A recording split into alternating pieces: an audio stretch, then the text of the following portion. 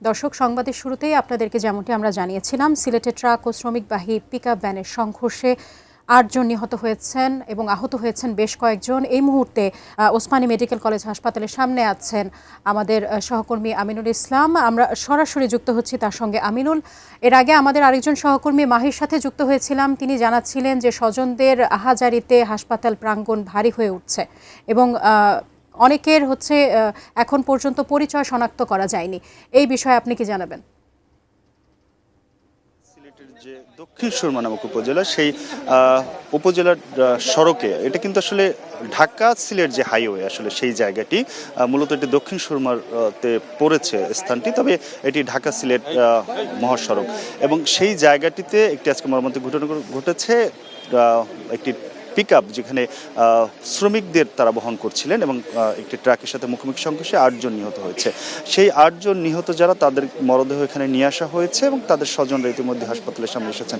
আমরা দেখছি যে এখানে আসলে যারা এসেছেন তারা সবাই তার আত্মীয় স্বজন হয়ে তারা তাদের খোঁজখবর নিতে আসছেন।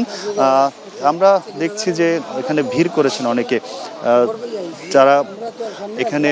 যারা এসেছেন তাদের কাছ থেকে একটু আমরা আসলে জানি যে তাদের যারা কি হয়েছিল, যে আপনার কি হয় যারা এসেছেন, আপনার কি হয়, কেউ যারা নিহত হয়েছেন তাদের কি হয়? আমার ভাই, বড় ভাই। কি নাম তার? নুরুজালি। উনি কোথায় থাকতেন? লোয়ারপাড়া।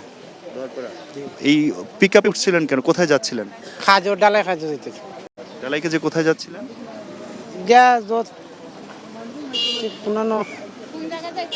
তার বাড়ি কোন জায়গা? দেশের বাড়ি গিয়েছে দিরাইতানা, পাটিপাড়া।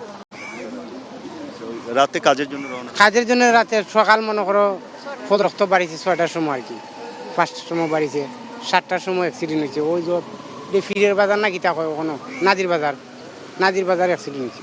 তার পরিবারে কে কে আছে? পরিবারও 2 বাতিজি, 3 বাতিজা, 5 জন। খুব অসহায় না আমার স্ত্রী। জি না, আমরা আলাদা, আমরা থাকি সরার পার, আর আমার বাসু তখন লোয়ার পাড়া। তার পরিবারে এখন কয় বাচ্চা? 5 জন। আর পরিবারে সবাই বাচ্চারা ছোট? যে ছোট একটা ছেলে আছে বড়, ওইখানে তার বাপের সাথে আসলে আমার বাচ্চা বলো অ্যাক্সিডেন্ট হয়েছে, একটু সাধারণ একটু দুঃখ পাইছে, তারা বাপ ছেলে আসে।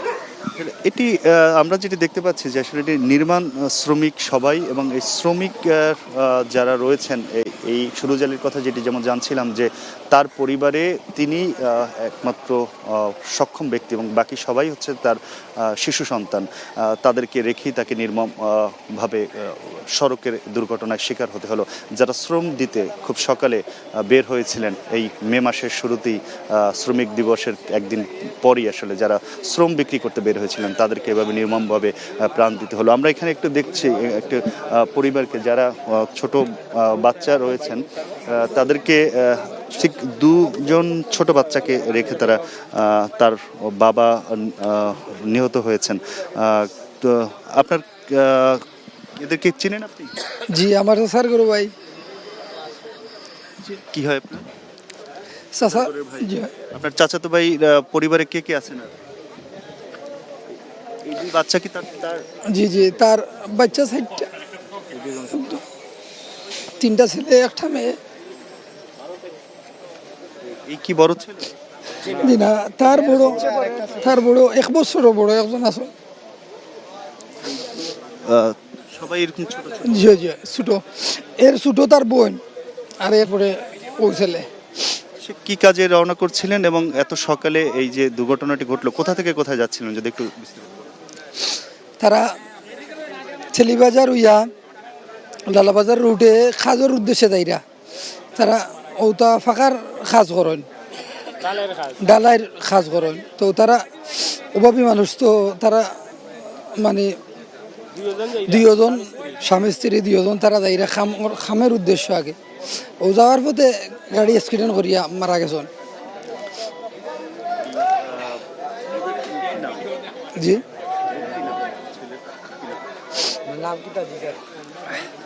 যেটি আসলে এই পরিবারের কথাই যদি বলি, যে আপনার চাচাতো ভাইয়ের কি নাম?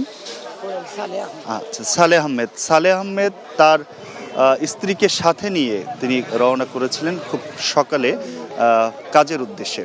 আসলে কতটা 2-3 ছোট বাচ্চাকে পরিবারে রেখে তাকে কাজ উদ্দেশ্যে রওনা করতে হয়েছিল এই নির্মাণ শ্রমিকের। আমরা যারা রয়েছেন তাদেরকে যদি একটু দেখাই যে সবাই সেই শ্রমিক পরিবারের যারা এইখানে নিহত হয়েছেন, একটি ঢালাই কাজে তারা আসলে শ্রমিক হিসেবে কাজ করেন এবং সবাই একসাথে। আমরা জানি যে এই শ্রমিকরা খুব সকালে বের হন এবং সেই সকালে তারা যেহেতু খুব উন্নত মানের যানবাহন তাদের ব্যবহার করার সুযোগ থাকে না, তারা পিক আপে করে তারা রওনা হয়েছিলেন। সেই পিক আপ ট্রাকের সাথে দুর্ঘটনার শিকার হয় দক্ষিণ সুরমা নামক স্থানে সিলেটের এই মহাসড়কে। খুবই মর্মান্তিক, তাদের প্রত্যেকটি পরিবার আসলে এতটি দুর্দশাগ্রস্ত এবং তাদের সবার ছোট ছোট বাচ্চা রয়েছে। অ্যাক্সিডেন্টটি 8টি প্রাণ যেমন ঝরে গিয়েছে, প্রত্যেকটি পরিবারকে একটি দুঃসহ সময় তাদের সামনে রেখে গিয়েছে এবং সন্তানরা এখানে অনেকে ঘোরাফেরা করছেন, তাদের আত্মীয় স্বজনরা বলছেন তারা আসলে কিছু বলবে, আসলে সেটি বলার ভাষাও তারা হারিয়ে ফেলেছেন।